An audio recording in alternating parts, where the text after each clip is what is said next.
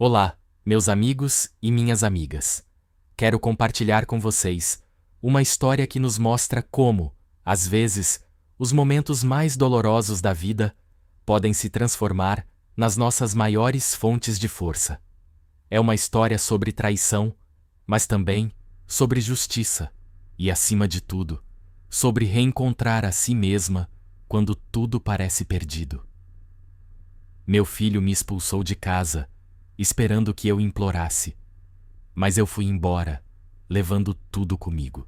Um dia antes, eu estava preparando o jantar, como sempre fazia, na casa que ajudei a comprar em um bairro tranquilo de São Paulo.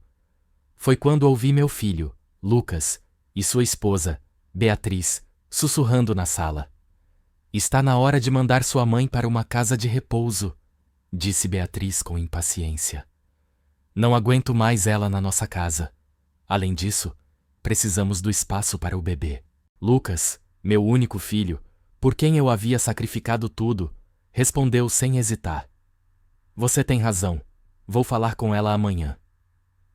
A faca com que eu cortava os legumes parou na minha mão. Senti um nó na garganta e as lágrimas ameaçaram brotar. Naquele momento, eu senti como se o chão se abrisse sob os meus pés. É uma dor que não desejo a ninguém. Respirei fundo e continuei a preparar o jantar, como se não tivesse ouvido nada. Mas por dentro, algo havia se quebrado para sempre. Naquela noite, não consegui dormir. Relembrei os últimos 5 anos, desde que vendi minha casa para ajudar o Lucas a comprar a dele, com a promessa de que eu sempre teria um lugar ali. Lembrei como a Beatriz mudou depois do casamento, transformando minha existência em um inferno de pequenas humilhações diárias. Ela dizia que minhas comidas eram gordurosas demais, que meu jeito de limpar era antiquado. Lucas, que costumava me defender de qualquer um, agora ficava em silêncio ou, pior ainda, ficava do lado dela. Na manhã seguinte, Lucas me pediu para sentarmos e conversar. Fingi não saber o que vinha. "Mãe", ele começou com aquele tom condescendente que havia adotado ultimamente. "A Beatriz e eu estávamos pensando, com o bebê a caminho, precisamos de mais espaço." "E o que você propõe, meu filho?" Perguntei com uma calma que o desconcertou. "Encontramos um lugar muito bonito, uma residência para idosos onde você terá companhia", disse ele, evitando me olhar nos olhos. "Uma casa de repouso", afirmei, mantendo a voz firme. "Não chame assim, mãe. É um centro residencial, com atividades." "E quanto custa?" interrompi. "Bem, é um pouco caro, mas com a sua pensão e uma pequena ajuda nossa..." "Minha pensão mal cobre meus gastos pessoais, Lucas, e você sabe disso." Vi o rosto dele se contrair. A verdadeira traição estava prestes a se revelar. "Mãe, acho que é hora de falarmos sobre a casa", disse ele finalmente. "Que casa?" perguntei, embora soubesse perfeitamente a que ele se referia. "A nossa casa. A que compramos com o dinheiro da venda da sua casa. Legalmente, uma parte dela é sua. E você quer que eu renuncie a essa parte para pagar o asilo?" Completei o pensamento dele. Lucas teve a decência de corar. "Não diga assim. É o melhor para todos." Levantei-me lentamente. "Entendo perfeitamente, filho. Me dê um dia para pensar." Naquela tarde, enquanto Lucas e Beatriz estavam trabalhando, fiz uma ligação que adiava há anos. Meu irmão Ricardo, advogado aposentado, me ouviu em silêncio enquanto eu contava tudo. "Helena", disse ele quando terminei, "você se lembra dos documentos que assinou quando vendeu sua casa para ajudar o Lucas?" "Vagamente", respondi. "Assinei o que o Lucas me deu." "Pois deveria lê-los com atenção. Você não tem apenas uma parte dessa casa. Pelo que você me contou na época, a casa está no seu nome, com o Lucas como beneficiário após o seu falecimento." Senti o ar me faltar. "O que você está dizendo?" "Que legalmente, essa casa é sua, Helena. O Lucas não pode te expulsar dela. Na verdade, é ele quem mora na sua casa, não o contrário. Imaginem só o meu choque. Eu, que me sentia uma intrusa, era na verdade a dona de tudo. A justiça, meus amigos, às vezes demora, mas ela não falha. Meu irmão me pediu para procurar os documentos originais e se ofereceu para vir me buscar no dia seguinte. Naquela noite, revirando caixas velhas, encontrei os papéis da compra e venda. Ricardo tinha razão. A casa estava no meu nome, com uma cláusula que permitia a Lucas e sua família viverem nela enquanto eu morasse ali. Durante o jantar, observei Lucas e Beatriz conversando sobre seus planos, sobre como transformariam meu quarto em um quarto para o bebê, sem nem se darem ao trabalho de baixar a voz. A vingança começou a se formar em minha mente, mas não seria impulsiva nem destrutiva. Seria metódica, legal e, acima de tudo, justa. Na manhã seguinte, Lucas me perguntou se eu havia tomado uma decisão. Com a calma de quem sabe que tem a verdade ao seu lado, eu disse: sim, filho. Decidi ir embora amanhã mesmo. Vi o alívio em seu rosto, misturado com um pouco de surpresa pela minha rápida aceitação. É o melhor, mãe. Nós te ajudaremos com a mudança e... Não será necessário, interrompi. O Ricardo virá me buscar. O Ricardo? Seu irmão? Mas faz anos que vocês não se veem. As circunstâncias mudam, filho. As famílias também. Naquela noite, enquanto arrumava meus pertences, senti uma paz estranha. Eu não estava fugindo. Estava tomando o controle da minha vida. Antes de dormir, coloquei sobre a mesa de jantar uma pasta com cópias dos documentos de propriedade da casa e uma nota escrita por Ricardo, explicando a situação legal. Meu irmão chegou cedo no dia seguinte. Lucas e Beatriz já haviam saído para trabalhar, o que facilitou minha partida.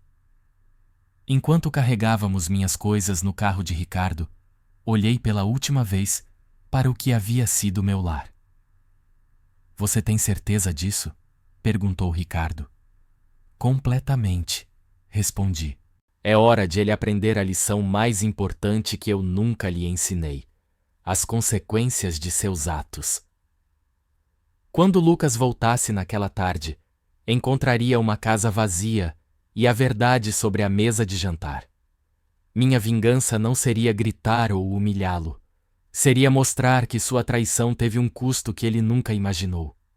Enquanto nos afastávamos, pensei em todas as possibilidades que agora se abriam para mim. Meu irmão me ofereceu sua casa pelo tempo que eu precisasse.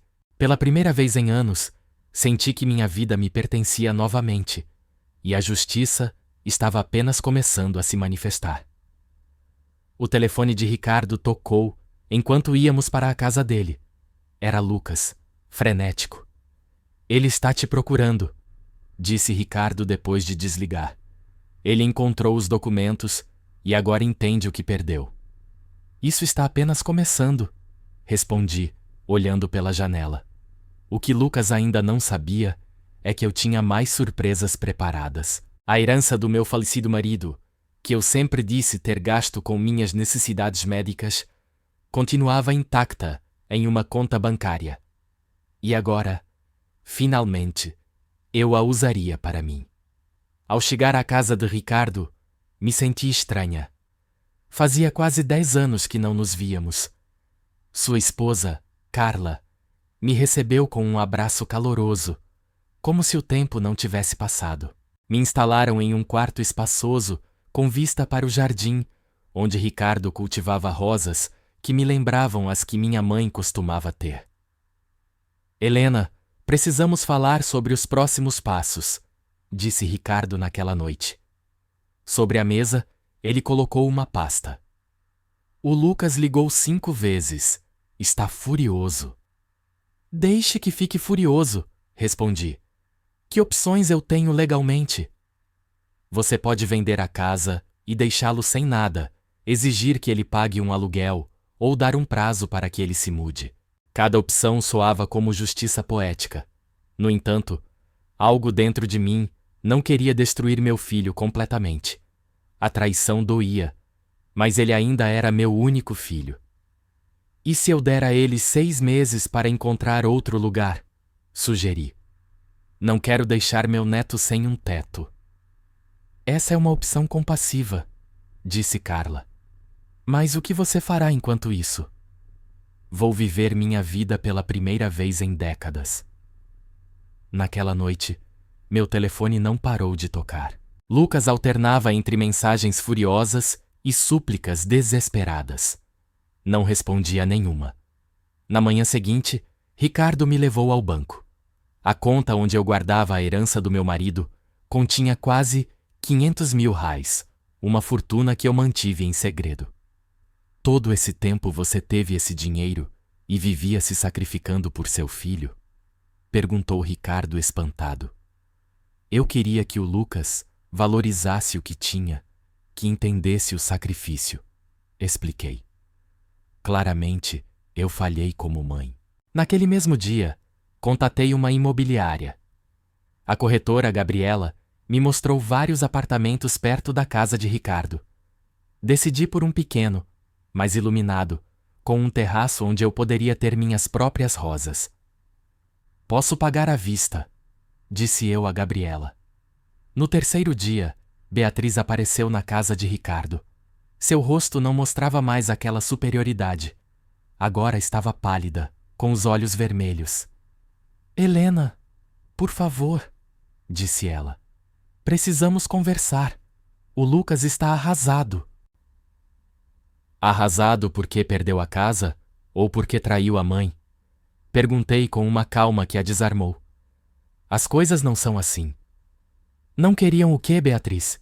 Me mandar para um asilo, ficar com a minha casa, me fazer sentir como um fardo por anos? Suas lágrimas não me comoveram.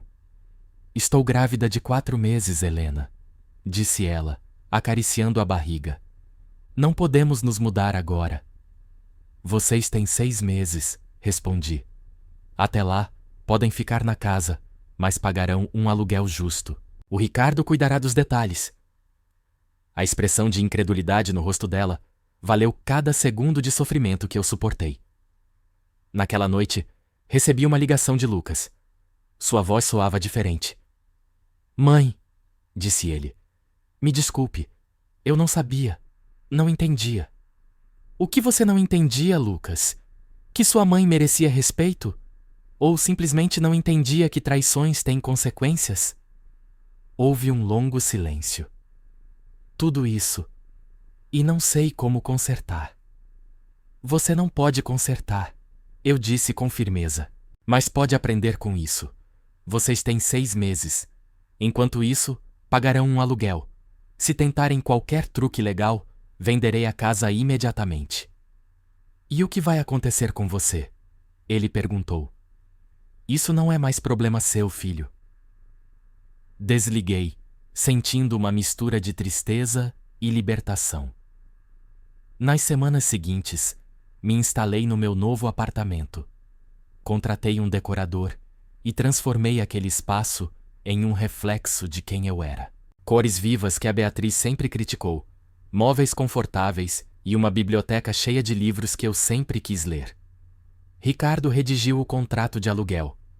O valor não era excessivo, mas também não era uma pechincha. Justiça, não vingança, eu repetia para mim mesma. Um mês depois, recebi um convite inesperado. A mãe de Beatriz, Marcela, queria almoçar comigo. Nos encontramos em um restaurante elegante no centro de São Paulo. Helena, obrigada por vir, disse ela. Você parece diferente.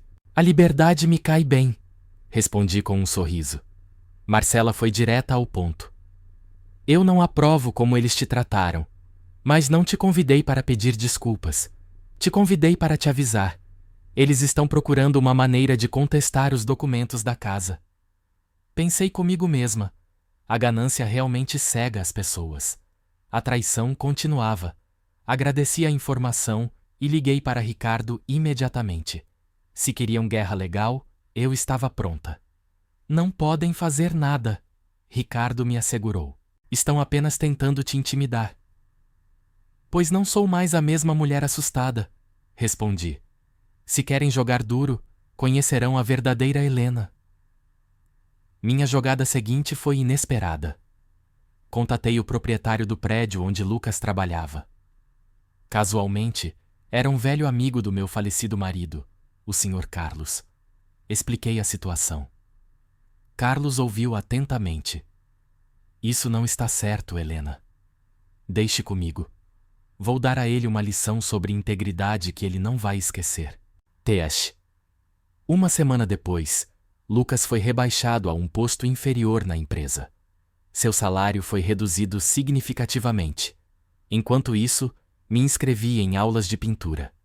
Conheci um grupo de mulheres da minha idade com histórias parecidas. Formamos um círculo de amizade que se tornou meu novo refúgio. Uma tarde, Lucas me visitou. Estava mais magro, com olheiras. Mãe, sei que foi você. O meu trabalho. Eu o convidei para entrar. Meu apartamento, cheio de vida, contrastava com sua aparência abatida. Eu sempre te ensinei que nossas ações têm consequências, eu disse. Agora você está aprendendo essa lição. Mas é diferente, protestou ele. Isso afeta minha família, seu neto. E me mandar para um asilo enquanto ficava com a minha casa não afetava a sua mãe? A família funciona nos dois sentidos, Lucas. Vi em seus olhos o momento exato em que a realidade o atingiu. Eu te traí, admitiu ele, com a voz embargada. E agora estou pagando. Assim é a justiça, filho. Às vezes lenta, mas sempre chega. Ele me contou que Beatriz o pressionava para continuar com a contestação. E você, o que pensa? Perguntei.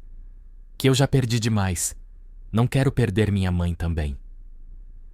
Pela primeira vez, senti que estávamos tendo uma conversa honesta. Não vou contestar nada, disse ele. Vamos procurar outro lugar. O silêncio dele, quando perguntei se Beatriz concordava, foi resposta suficiente. O tempo passou. Lucas e Beatriz encontraram um apartamento pequeno na periferia. Não era nada parecido com a casa espaçosa que tinham, mas era um recomeço. 2 meses depois, recebi uma ligação de Lucas. Beatriz havia entrado em trabalho de parto. Meu neto estava para nascer. Você vem ao hospital? Ele perguntou. Claro que vou, respondi. Ainda sou sua mãe e serei a avó desse menino. No hospital, Lucas me abraçou como não fazia há anos. Depois de horas, a enfermeira nos informou que Beatriz tinha dado à luz um menino saudável. Quando entramos no quarto, vi minha nora segurando um pequeno embrulho. É um menino, disse Lucas, pegando o bebê. Queremos chamá-lo de Mateus, como o papai. As lágrimas vieram aos meus olhos. Quer segurá-lo? Perguntou Beatriz. Era uma oferta de paz. Peguei meu neto nos braços. Ele era perfeito. Estivemos conversando, disse Lucas.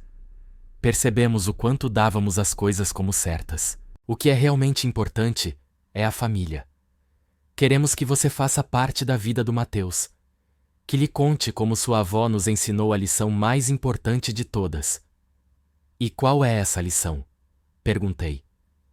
Que o respeito não se herda, se conquista, respondeu Beatriz, me surpreendendo. E que a justiça sempre chega, de uma forma ou de outra. 6 meses depois, vendi a casa. Com o dinheiro, comprei um apartamento maior, perto do meu, para Lucas e sua família. Não dei de presente. Estabelecemos um acordo de pagamento justo por 10 anos. Não era caridade, era um contrato entre adultos. Hoje, minha vida é mais plena do que jamais imaginei. Tenho minhas aulas de pintura, viajo, tenho amigas verdadeiras e cuido do meu neto Mateus 2 vezes por semana. A traição do meu filho me forçou a reivindicar minha vida. A justiça me permitiu recuperar minha dignidade. 1 ano depois daquele dia fatídico, minha vida se transformou. A herança que mantive escondida agora financia uma pequena fundação que ajuda mulheres mais velhas a reconstruírem suas vidas. Lucas deixou o antigo emprego e abriu seu próprio negócio de consultoria. É mais modesto, mas o vejo genuinamente satisfeito. Mãe, ele me disse outro dia, obrigado por não desistir de mim. Marcela, a mãe de Beatriz, tornou-se uma boa amiga. Compartilhamos experiências e encontramos um vínculo genuíno.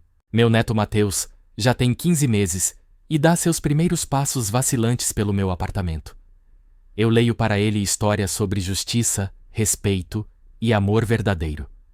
Às vezes, quando lembro daquela noite, sinto uma pontada de dor, não pelo que perdi, mas pelo que acreditei ter e nunca existiu. Mas essa dor agora vem acompanhada de gratidão. Sem aquela traição, talvez eu nunca tivesse encontrado a coragem de reivindicar minha vida. A justiça que busquei não foi para destruir, mas para reconstruir a todos nós sobre alicerces mais sólidos. Hoje, aos 68 anos, já não sou a mãe sacrificada ou a sogra incômoda. Sou Helena, artista, avó, amiga. Esta é a minha história. Uma história que nos ensina que, mesmo nas traições mais dolorosas, podemos encontrar uma oportunidade para renascer. E se há algo que aprendi nesta jornada, é que nunca é tarde para recomeçar. Nunca é tarde para exigir respeito. E nunca, jamais, é tarde para reivindicar sua própria vida.